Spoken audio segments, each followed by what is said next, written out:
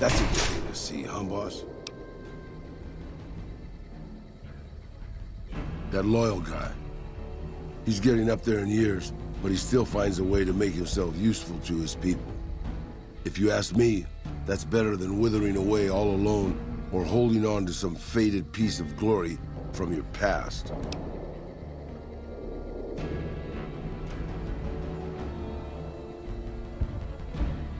Yeah, that's what I thought too. Old history, boss. I grew up in a place called Hidalgo Ranch, just outside Mexico City. It wasn't much, just a bit of a farm, with a house for 3 generations of Tejadas. I wasn't the best behaved kid. I was quick with my hands, with a pistol or a wrench. And I wasn't afraid to get into fights over it. I never killed anybody, but I had my share of run-ins with the police. Mostly my family kept me in line. This was before the war. We were far enough away from Mexico City when the bombs fell that we missed the worst of it. But things got bad quick. Just a few days after Mexico City was vaporized, refugees started pouring down the road to our ranch. We helped who we could, but there were so many. Eventually, my father started turning people away before we ran out of food. Things got violent. My father and I got our guns, and we drove them off. About 24 men came back in the night after we'd gone to sleep. They set fire to the ranch house and barred the doors from the outside. My whole family was trapped inside. I smelt the smoke, and I got myself and my little sister Rafaela out through a window, but everyone else. My parents, my grandmother, my 2 brothers, and 2 of my sisters all died. Rafaela and I ran. We were pursued by some of the men who attacked our home, but I was always a good shot. The ones who came after us, I killed. The rest, I left be. I had to take care of Rafaela, not throw my life away on revenge.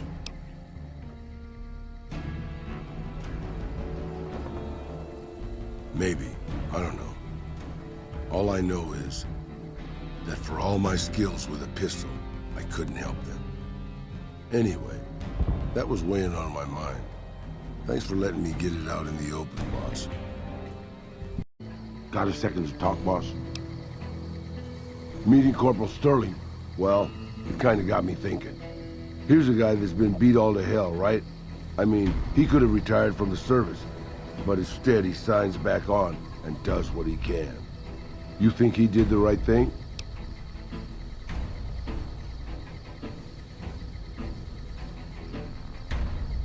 You think so, boss? Because I remember a time when a lot of people stuck to their duty no matter what. It ended with nuclear bombs falling on my hometown. After the fire, I knew my sister and I couldn't stay at Hidalgo Ranch anymore. The refugees still wanted me dead. They even put a bounty on me. I remember how scared Rafaela was.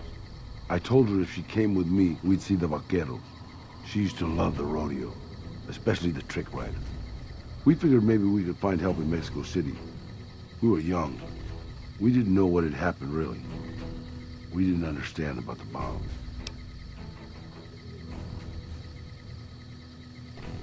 I don't think it was as hard hit as D.C. or Bakersfield, but it was bad enough. By the time we got there, the city was a radioactive ruin. Still, the city was full of looters, already forming into the beginnings of raider tribes. Crime was bad before the war, but now it was a nightmare.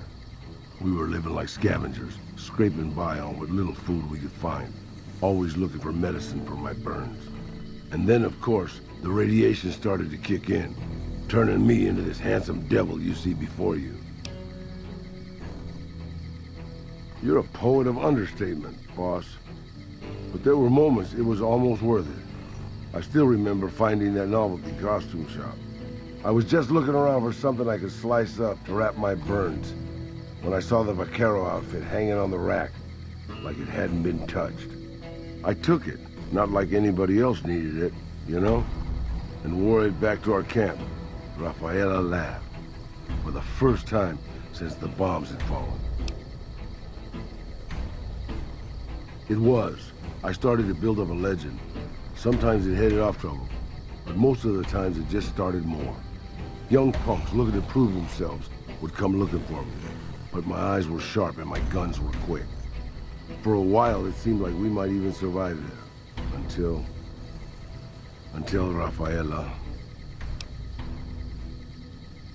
She went out to find some food one day. I was sick, so I stayed at our camp.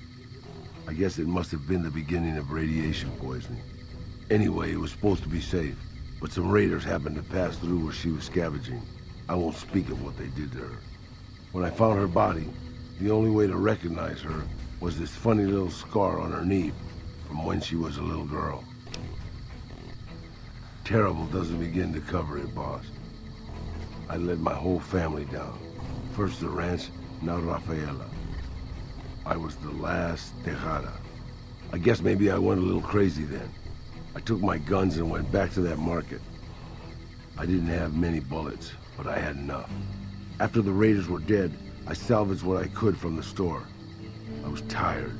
I just wanted to be alone forever. I left Mexico City behind. I made my way out to the Gulf Coast. Eventually, I found an old Petro Chico refinery nobody had claimed. I stayed there for a little while, and I thought a lot about my life. I thought about the guns I'd lived by and what they'd gotten me. I decided my guns hadn't gotten me anything, and it was time to give it up. I took off the old vaquero outfit and put on a Petro Chico jumpsuit. The name tag said Miguel, so I started using the name myself. Eventually, I made it to Arizona. That's another story, boss. Hey, boss. Can I ask you something? What do you think of guys like Ranger Andy?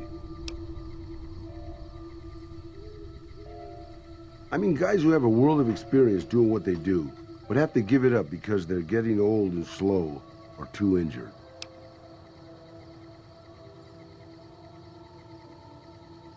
Maybe, yeah. I guess you got a point there. Not really, boss. No. I left everything when I left Mexico. My home, my family, my name, even my face. I know it's surprising, boss, but I wasn't always this handsome. As far as the world knows, I was Miguel, and I was okay with that. I headed north for a while and ended up in Tucson. Not Tucson, by the way. Things were good there. Well, maybe not good, but better than Mexico City anyway. I found myself a little shack, started fixing things.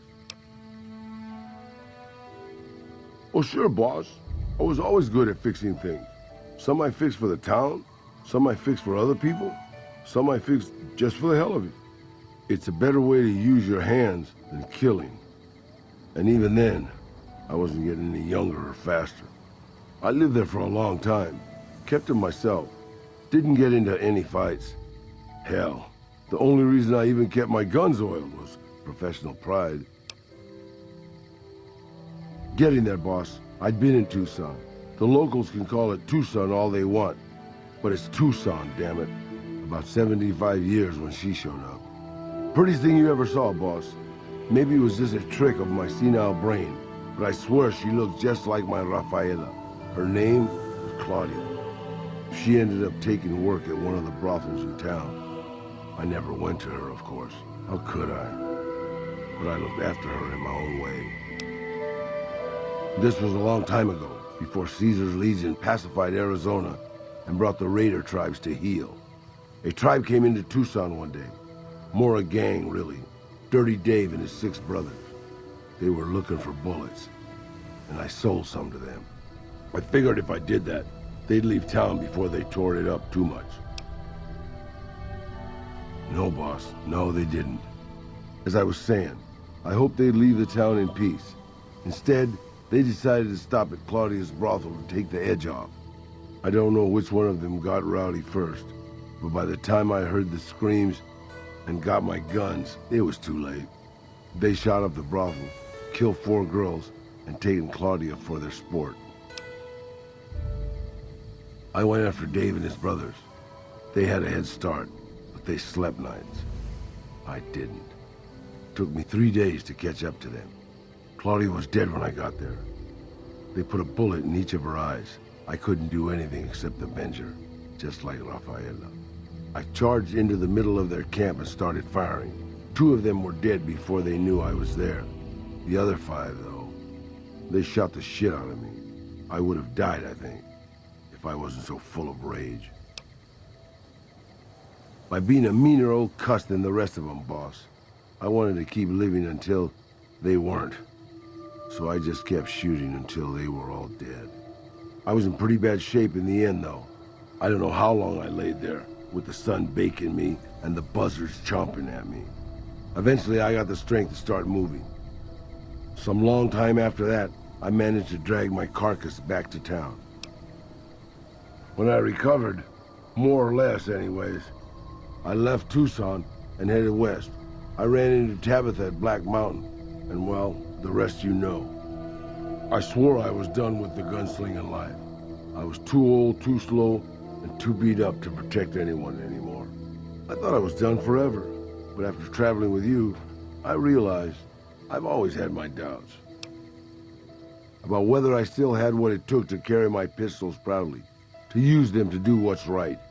And now that I've been traveling with you for a while, you made me realize that I could still do that. Maybe I'm not as tough as I used to be, but my brains can make up for that. And my hands are still quick enough. It's time to put the guns back on. You can bet on that, boss.